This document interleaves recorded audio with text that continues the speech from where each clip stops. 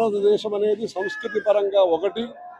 అందుకని మన ధర్మపరంగా సంస్కృతి పరంగా దేశాన్ని కాపాడాలంటే ధర్మాన్ని కాపాడాలి. ధర్మాన్ని కాపాడితే అందరినీ మనం కాపాడవచ్చు. ధర్మో రక్షతి రక్షిత అని.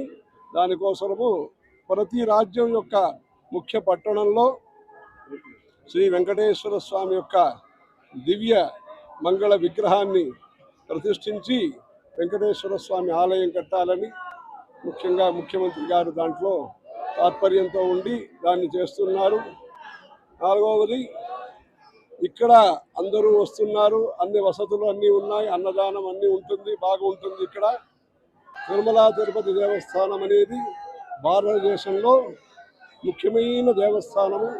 అందువల్ల ప్రముఖమైన దేవస్థానం తరఫున ఒక ఆదర్శంగా 5,000 గ్రామంలో మంచి గుళ్ళన్నీ కట్టేదానికి, సత్సంగము, ధ్యాన మంటపాన్ని కలిపి ఒక ధార్మిక కేంద్రం కట్టడానికి అది ఒక 5,000 గుళ్ళు అది తీసుకుంటున్నారు. తర్వాత అన్నప్రసాద్ ఇక్కడ ఎలా చేస్తున్నారో అలా తిరుమల తిరుపతి దేవస్థాన యాజమాన్యంలో ఉండే గుళ్ళన్నింటిలో కూడా అన్నప్రసాదం అనేది భక్తులకి అందించేదానికి ఒక బృహత్తరమైన 4 పథకాలు తీసుకున్నారు.